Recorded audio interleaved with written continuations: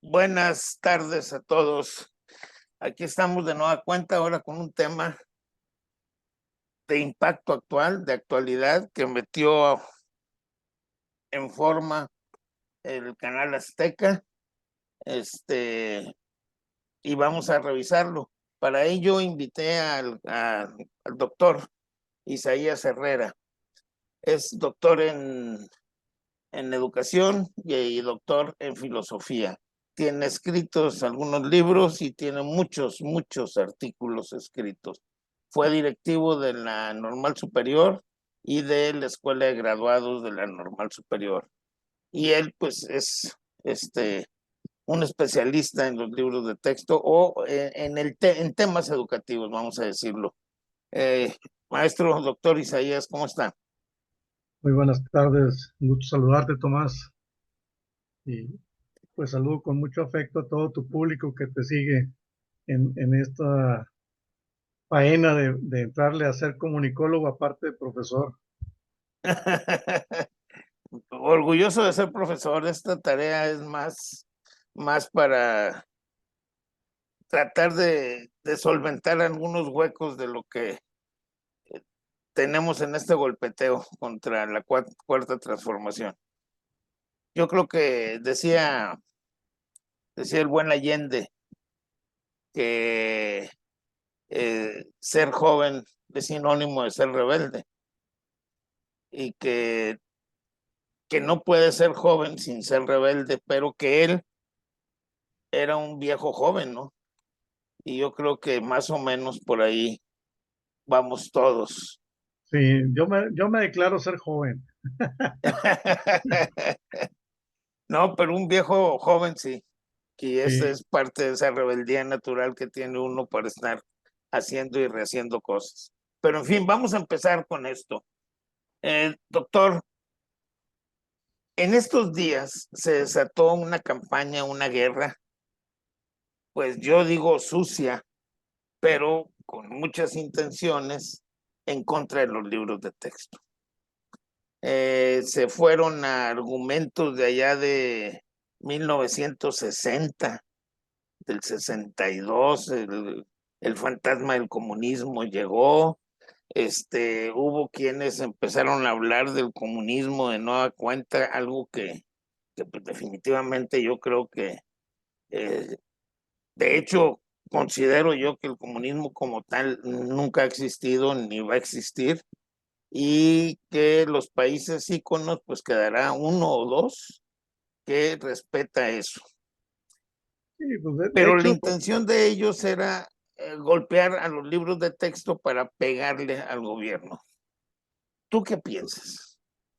mira, el, el comunismo como tal, que se empieza a manejar en la Rusia a través de las ideas de los primeros comunistas pensadores, no llegó a ser el comunismo mexicano, que allá por 1933, por ahí se decía el famoso comunismo mexicano, la reforma agrarista, y hacían un comparativo, porque si revisamos históricamente, pues van paralelos en el nacimiento allá por 1917, cuando en Rusia estaba pegando mucho el comunismo, y se pensaba que esa misma idea de comunismo se iba a traer a México. Realmente no fue así, aunque se llegó a la expropiación petrolera y a manejo de la Comisión Federal de Electricidad como dos grandes proyectos que parecía que pintaba a México comunista, y la repartición de tierra, pues realmente no son las mismas líneas, ni es la misma estructura del pensamiento comunista. ¿Quiénes manejan la idea de que hay un comunismo detrás de todo esto? Los que están muy interesados en mantenerse dentro del capitalismo, que no quieren que les muevas esa faceta. Y si tú revisas las diferentes ideologías filosóficas que hay con respecto a las diferentes formas de pensar, te das cuenta de que el comunismo no es más que una de las 18 o veintitantas corrientes ideológicas que existen en el mundo y combinaciones de las mismas. Yo descarto totalmente de que el comunismo sea una amenaza para México. Es más, no hay forma de estructurar, de decir, estas ideas te van a conducir al comunismo. Tampoco nos están llevando a un socialismo, porque hay mucha gente que confunde comunismo con socialismo. El hecho de tener programas de bienestar social son ideas socialistas. El socialismo no se pelea con el capitalismo, pero maneja ideas básicas de salud y educación para toda la población. Entonces, en esos aspectos, a lo mejor hay algunos puntos que podamos decir, estamos dentro de un socialismo, pero no es así tampoco, porque si fuera así, pues los capitalistas que están como empresarios en este México ya estuvieran llorando, ¿no? Por muchas cosas que van asociadas a eso. Sin embargo, dentro del mismo capitalismo hay ciertas ideas que son socialistas. Y entonces ahí es cuando uno, si quieres trabajar en el tema filosófico, tendrías que meterte más a conocer la estructura de los que dieron origen a esas corrientes filosóficas y entonces entrar en un debate. Pero en este momento el debate es los libros de texto. Y Ah, entonces, sí. Y yo como, creo que ni como les tal, interesa todo no, el debate de lo que tú planteaste. En ningún momento están interesados en eso. Ellos no, lo no, que están diciendo, los libros de texto están mal, son producto del diablo y nos va porque quieren golpear al gobierno. bueno, si revisamos los argumentos que trabajan en torno a los libros de texto, te das cuenta que son falacias bien manejadas. O sea, y entonces partimos de aquella frase que dice, detrás de un discurso siempre hay una intención. Entonces, el discurso de los que están en contra del libro de texto, la intención oculta es justamente esa, de querer desvirtuar un trabajo bien hecho. Porque no son elementos, los que expresan no son elementos para considerar que realmente los libros de texto son un problema. Siempre en un cambio, siempre te vas a encontrar gente que le gusta obstaculizar el cambio. ¿Por qué? Porque por diferentes razones. Una, porque no son tomados en cuenta en el cambio. Dos, porque son ignorantes en el tema. Tres, porque tienen intereses muy fuertes que los mueven. Y en este caso, los intereses económicos que están detrás de toda la propaganda contra los libros de texto, pues es loable, es entendible. Son cuatro editoriales fuertes que están siendo golpeadas con la cuestión económica y por lo tanto tienen que estar financiando comentaristas que hablen, como decían en los griegos, los sofistas eran odiados por los griegos por los filósofos griegos, porque los sofistas se cobraban por hablar a favor o en contra de un tema. Entonces hoy te encuentras que los comentaristas, algunos de ellos que hicieron renombre o carrera en ese medio, no son más que sofistas modernos. Están al servicio de que les paga. Y entonces, por lo tanto, van a usar cualquier pretexto para decir que esos libros de texto son malos. Cuando la idea realmente que surge en estos libros de texto es la idea eh, implícita de Edgar Morin con respecto al pensamiento complejo. Edgar Morin, cuando hizo su propuesta en Francia de un cambio radical a nivel de preparatorias, pues le fue rechazado porque no entendieron qué proponía. Por ejemplo, para poder entender a Edgar Morin hay que leer lo que Edgar Morin ha escrito. A mí me encanta la serie del método de él, que son 6 libros, donde en esos 6 libros tú entiendes, ahora sí, cómo Edgar Morin hace un tejido de ideas.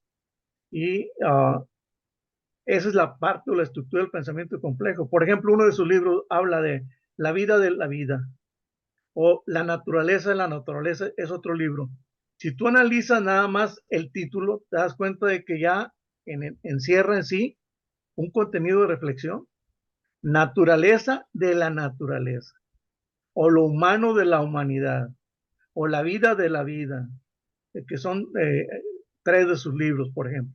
El otro libro es Las ideas, otro libro es La ética. Uno de sus libros que me encanta también es La era planetaria, que ese no está en la serie del método, de los 6 libros del método. Pero si tú Ujú. analizas la estructura del pensamiento que Edgar Morin plantea, justamente se trata de eso, de ir en contra de la especialización que se venía fomentando muy fuerte, y ahora es ir a la integración. Por eso habla de que cada persona teje sus ideas y su pensamiento. Si nosotros queremos tener gente pensante en México, necesitamos empezar a pensar ahora sí, como decía un filósofo, la tarea más difícil del hombre es pensar, porque el pensamiento, y ahí entra un debate, ¿es único o es múltiple?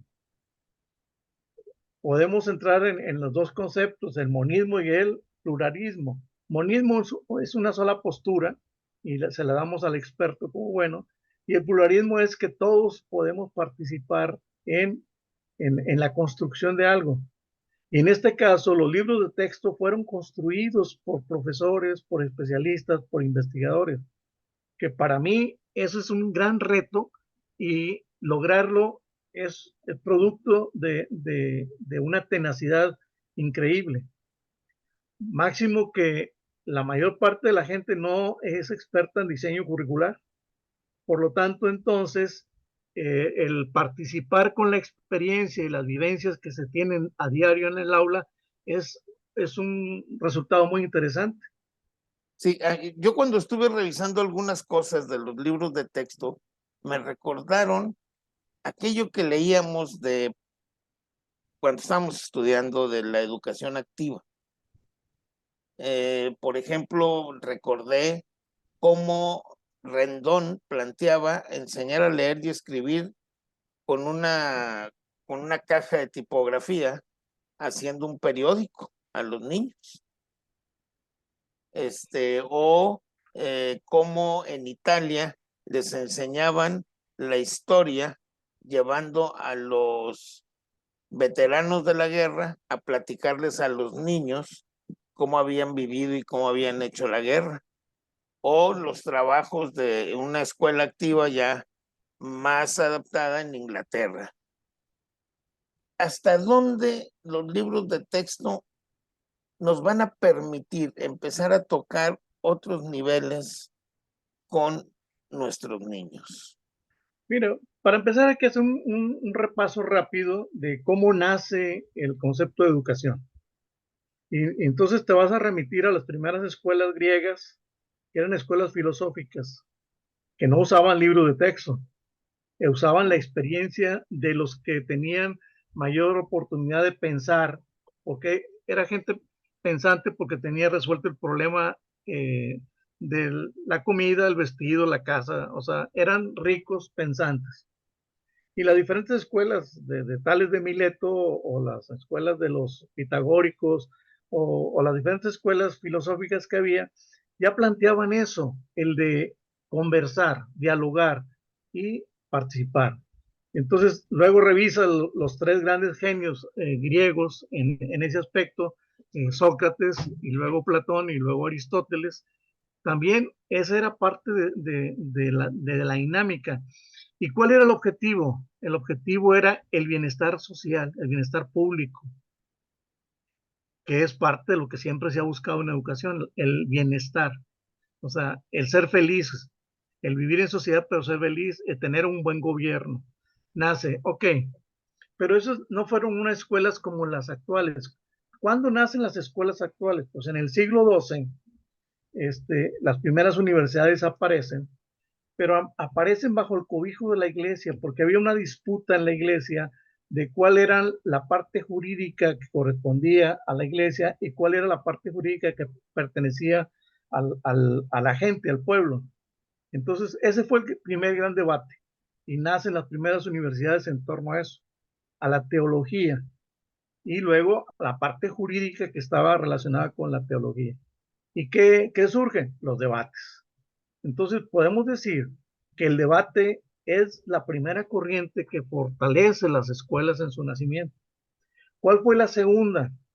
La segunda fue que había pocos libros porque en aquel entonces todavía no aparecía la imprenta. Entonces los manuscritos que había, que solo lo tenía el catedrático, se leía en la mañana, se leía un pasaje de ese libro y por la tarde se discutía. Es el nacimiento de la escuela. el debate y la memorización. La memorización de un pasaje para luego entrar en discusión sobre lo que estaba encerrado en ese pasaje. Podemos decir que el siglo XII al año 1900, sí, 1900, tenemos en esos siglos la presencia de esas dos corrientes, la memorización por un lado y el debate por el otro. Así nace, pues, el sistema educativo, que en algún momento algunos pedagogos criticaban. Ahí, si revisamos a Juan Amos Comenius o a Pestalozzi, estaban en contra de esas corrientes de que esas manejaba corrientes. la iglesia en su momento. Entonces, a partir del siglo XV, cuando empiezan los primeros movimientos de separación del hombre y la iglesia, que es cuando nace el humanismo. El humanismo nace con el empoderamiento que se le debe dar a las ideas del hombre para dejar un poco el empoderamiento que se tenía sobre Dios. Y nadie podía ir en contra de las ideas de Dios. Y la historia te marca todos los ejemplos que hay a quienes fueron en contra fallaron, ¿no? Pero bueno, ahí nace el humanismo. El humanismo nace en el arte precisamente, en ¿Sí? las primeras manifestaciones artísticas que van en contra del empoderamiento de Dios y el empoderamiento del hombre. Bueno, de ahí en adelante, si tú lo revisas en las escuelas, también empieza a haber ese desprendimiento. Ya se hablaba de que la religión no debería estar tan metida en las escuelas, porque pues las escuelas primeras fueron escuelas que se daban en los conventos, que se daban en los palacios, las monacales, las monasteriales, pero ahí estaba, en Europa, ahí estaba precisamente el conocimiento. Diferente a los árabes o a los hindúes o a los chinos, que es otra historia que también se puede revisar. Pero llegamos al año de 1900 y en educación nace la famosa escuela activa. ¿Qué es la nueva escuela o escuela activa que nace a partir de 1900? Pues es la idea de quitarte ya el entrar a debates y memorización, y es entrar a aprender de otra manera. Y entonces ahí nace el proyecto de escribir en murales, de escribir periódicos o revistas, de aprender de esa manera, donde el niño activamente desarrolla las cosas. Nace la escuela de Montessori, que es manipulación de objetos.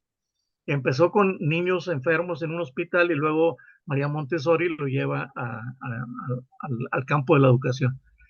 Entonces, de 1900 a 1960 hay toda una tendencia revolucionaria a decir, ya no a la memorización de contenidos para discutir, ahora a la participación del niño. Y eso es lo que se reconoce como escuela nueva. Pero a partir de los 60 entra en escena de la educación la psicología, las cuestiones experimentales dentro de la psicología, porque antes la psicología era todo de percepción, las famosas facultades mentales. Pero de los 60 en adelante entran los experimentos en el laboratorio de Pavlov con la salivación del perro, y entran experimentos con gallos, con changos, con pájaros, con diferentes tipos de animales, para revisar la conducta de esos animales ante ciertos estímulos.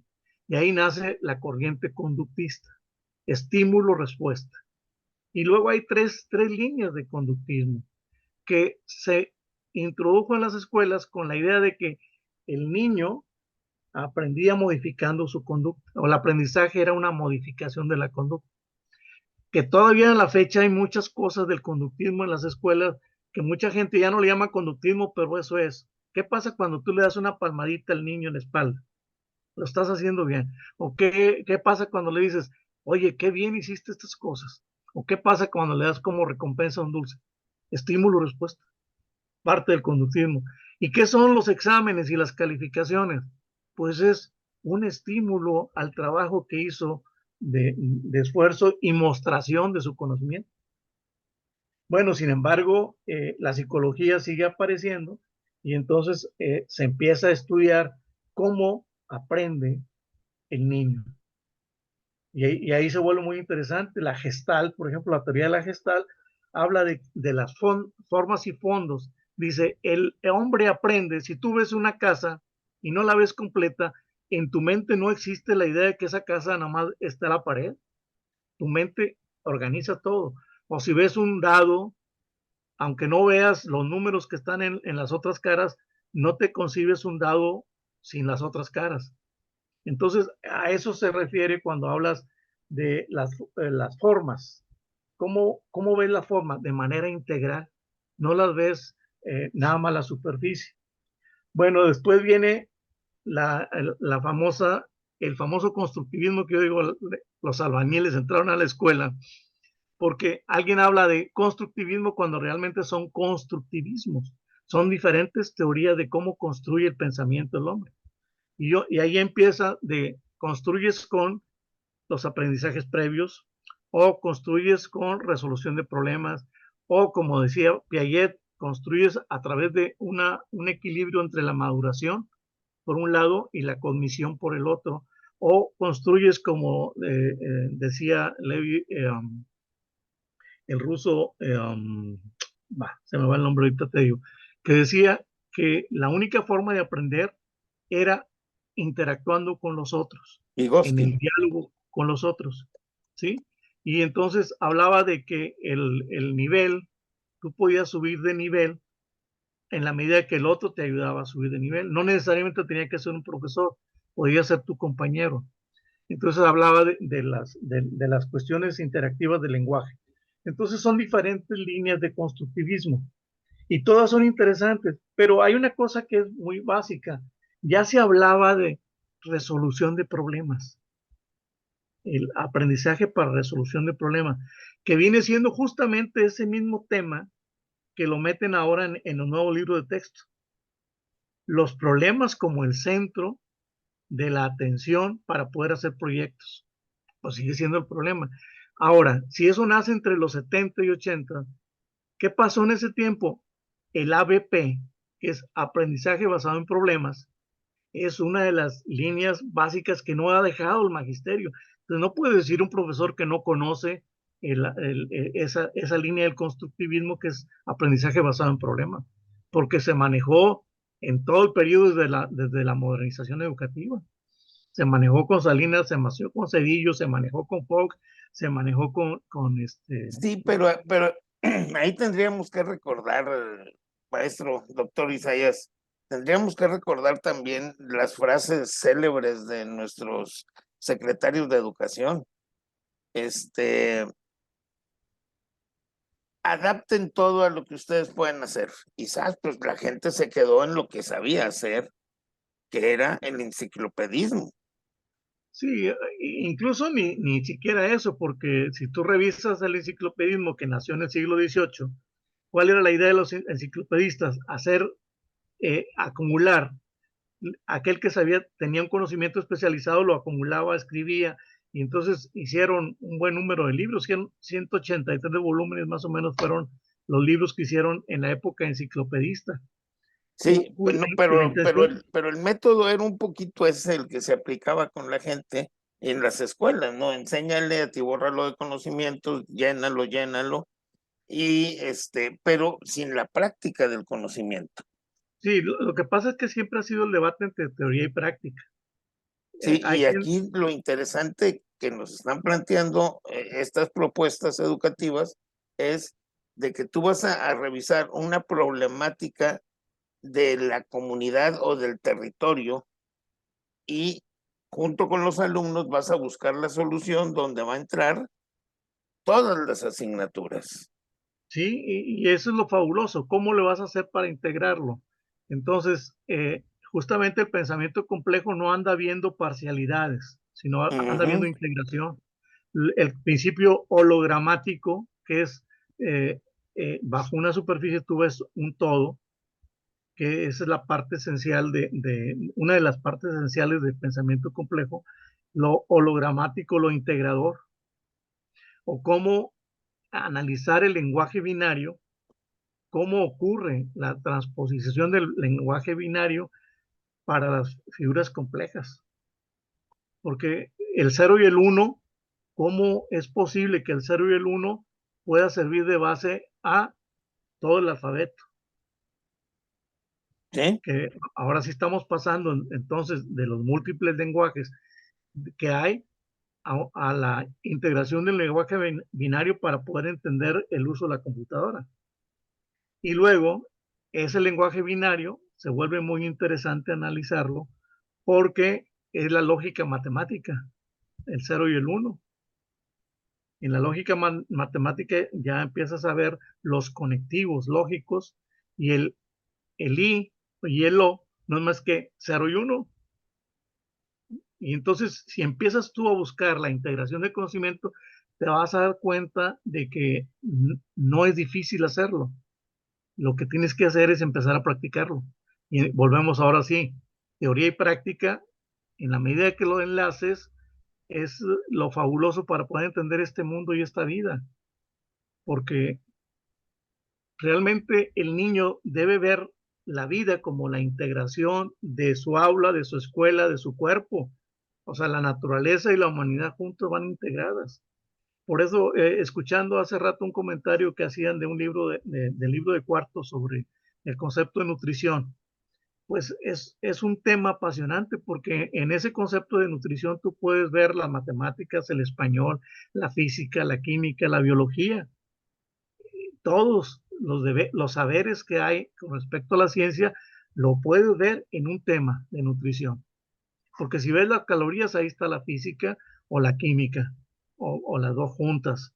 Y si ves las calorías, lo ves desde el punto de vista biológico. ¿Cuánto se necesita? ¿Qué pasa si hay faltante? ¿Qué pasa si hay exceso? Pues la diabetes es un exceso de calorías, producto de que el cuerpo no procesa todos los azúcares que está recibiendo. Porque mucha gente piensa azúcar nada más cuando habla de caña de azúcar. No, azúcar cuando hablas de la lactosa, cuando hablas de la fructosa o cuando hablas de diferentes tipos de azúcar. Hay toda una familia en cuanto a los azúcares. Y entonces, en la nutrición tú puedes ver muchos ejemplos. Analizas qué comes y entonces aquella frase de que tú eres lo que comes, ya sea eres un tipo saludable o eres un tipo enfermo, producto de los alimentos que comes. Y entonces puedes estar viendo desde el punto de vista químico si estás comiendo alimentos ácidos o estás alimentos alcalinos o neutrales. Un químico decía, en la mañana yo consumo alimentos ácidos, a mediodía consumo alimentos agridulces y en la noche consumo alimentos dulces. Si hago una combinación perfecta, tengo una dieta perfecta. Pero sí, habría que conocer qué alimentos son ácidos y qué alimentos son alcalinos. Y que entonces está esto, viendo que realmente hay una integración muy fuerte. Ahora tú dices, voy a hacer ejercicio. Bueno, ok, ¿cuánta caloría gasto? Y entonces empiezas a hacer cálculos, y ahí entran las matemáticas y entra la física, porque para poder moverte tienes que manejar corriente eléctrica en tus músculos, perdón, en tus nervios, que son los que mueven el esqueleto o que mueven tus músculos para que puedas trasladarte. Y entonces ya puedes analizar qué distancia recorres, a qué temperatura lo estás haciendo, qué es el calor, qué es la temperatura. Ya estás en conceptos físicos. sí, Entonces, no, pero hay, incluso encontrar solución a problemas cotidianos como los calores que acabamos de pasar. claro, Y ahí tienes y eso es física, una problemática. química, matemáticas, biología, y si Física tú lo escribes y haces una redacción, estás entrando a la al lengua español, español. sí, claro. Entonces, en ese sentido, bueno, esa es una de las cosas que nos están aportando estos libros. Doctor, estamos llegando al final. Llevamos 27 minutos, casi 28. Es que me Eh, dejaste hablar y si me dejas hablar no paro. No, está bien. Yo te pediría que si podemos seguir ahorita corto para tocar específicamente ya lo que es los libros de texto. Ahorita ya vimos un contexto muy general, la historia, el contexto en el que está, pero ir a los libros de texto en sí. Claro No que sé sí. si para este primer programa, y el otro se publicaría el día siguiente, el día de mañana, tengas alguna conclusión de un minutito que me puedas dar. Mira, cuando entran en juego las ideas, que se pueden plasmar en una hoja, que es el lenguaje escrito, producto de lo que piensas o interactúas con los demás, que es el lenguaje oral. Estás trabajando mucho el español. O sea, ¿qué son los lenguajes? Porque cuando hablas de los lenguajes en los libros o los múltiples lenguajes, es muy interesante porque ¿cómo nos comunicamos? Mediante huellas, señales, signos, símbolos, metáforas, analogías. Y entonces toda esa estructura es lo que le da la base a la lengua. Y entonces tendríamos que analizar todas las teorías que hay con respecto al discurso, que es la corriente más nueva que hay en las cuestiones lingüísticas, y tendrías que analizar las 14 escuelas que están ahí inmersas atrás de esto, con las dos grandes escuelas, la escuela francesa y la escuela norteamericana. Bueno, esa es parte de lo que tendrías que ver en la estructura de un libro, la parte lingüística. Y entonces entra lo del significado significante, porque, por ejemplo, el significado tiene que ver con la relación al objeto y el significante tiene que ver con la relación a la expresión oral. Porque si tú dices silla en español, en inglés vas a decir chair y en francés vas a decir de otra manera. Entonces, eso es lo que los lingüistas llaman significante. Significante y el significado. Pero esa es la estructura esencial que tienes que revisar en lo que escribieron los autores. Sí, Entonces, y por un lado está el pensamiento complejo y por otro lado está la parte del discurso, las cuestiones lingüísticas. Si la gente empieza a entender cuál es la base esencial de los libros, te vas a dar cuenta que es una riqueza y una experiencia nueva muy, muy gratificante. Y entonces analizas teoría de las representaciones por un lado, la teoría del discurso por el otro y la teoría del pensamiento crítico y el pensamiento complejo juntos los dos, el pensamiento integrador. Esa es la esencia y la base de esta construcción del libro. En la medida que la gente empiece a entenderlos, va a haber la necesidad de aprender más cosas. doctor, estoy totalmente de acuerdo contigo. Voy a pedir que continuemos ahorita. Voy a despedir esta primera parte del programa. Muy interesante. Ya vimos la historia, vimos el contexto de la educación. Más que hablar de los libros de texto en este momento específico, se habló de lo que ha sido la educación, lo que es algo del método que pudiéramos decir se está aplicando Bueno, con en esta esta segunda reforma. parte te prometo desglosarlo en las 5 grandes vertientes o 6 grandes vertientes que podemos hablar del conocimiento y del conocimiento pedagógico en el aula. Correcto. Bueno, por lo pronto, bueno, les digo, síganos mañana y recuerden suscribirse al canal Tomás Armas. Gracias.